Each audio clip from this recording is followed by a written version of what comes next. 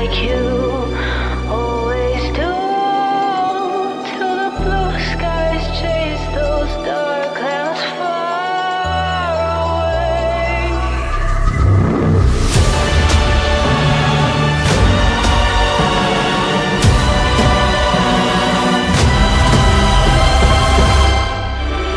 Please say hello to the folks that I know. They'll be happy to know that as you saw me go, I was singing this song.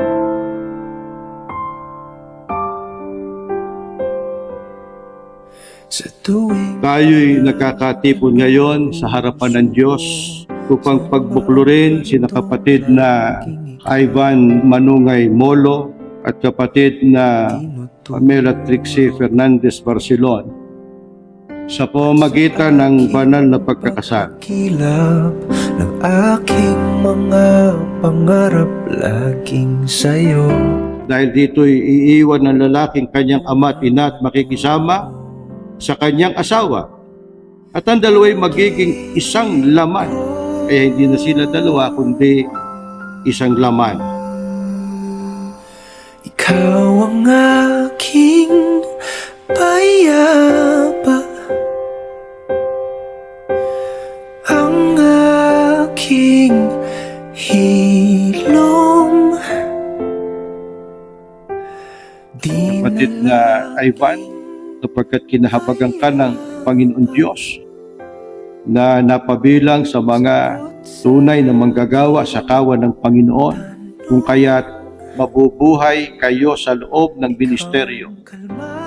Kaya lubos mong italaga ang iyong sarili sa pagsasagawa ng iyong tungkulin sa iyong ministeryo. Kung puro pero ikaw ang aking sigurado.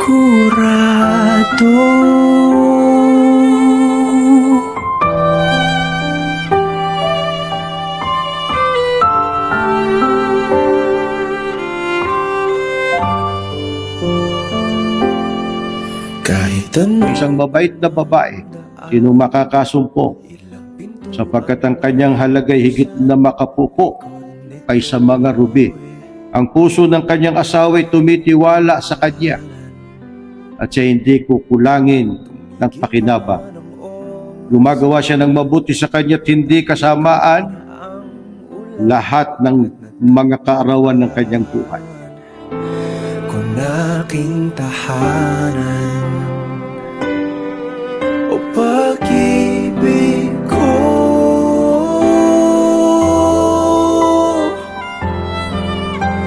ikaw ang aking mayabang, ang aking hilom.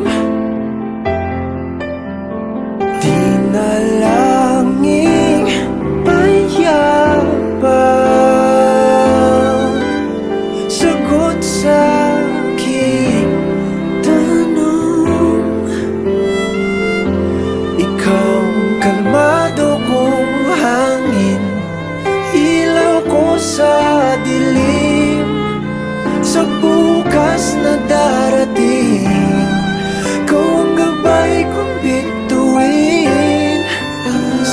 husay at dahilan ko, buhay ng aking kwento.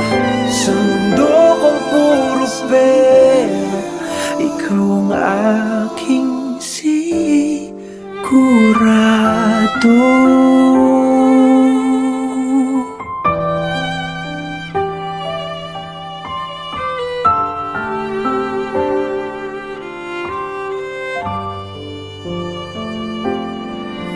Tumigil man ang orasan, di alintana ang ulan, pagkat natagpuan ko n'aking tahanan. O pag-ibig ko,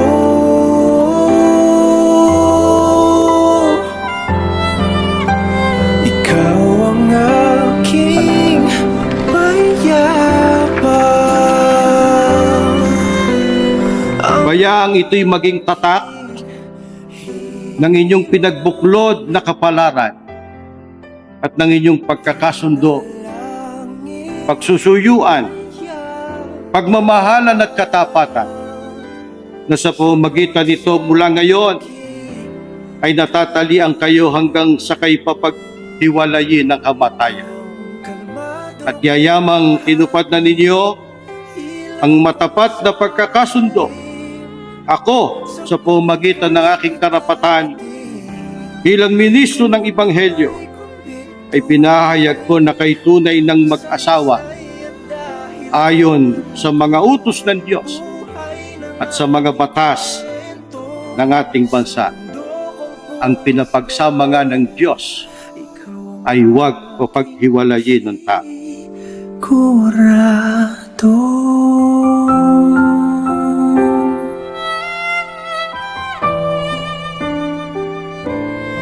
Sigurado.